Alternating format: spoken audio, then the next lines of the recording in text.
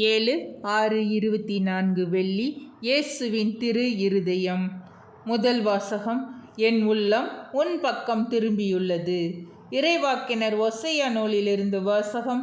அதிகாரம் 11, இறைவசனங்கள் 1, 3-4, 8-9.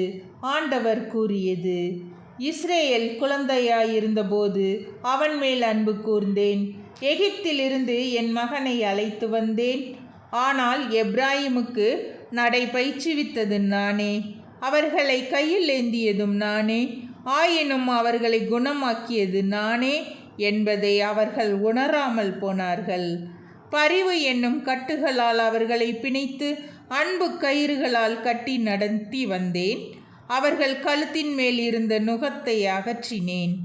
அவர்கள் பக்கம் சாய்ந்து உணவு ஊட்டினேன். என் உள்ளம் அதை வெறுத்து ஒதுக்குகின்றது. என் இரக்கம் பொங்கி வழிகின்றது.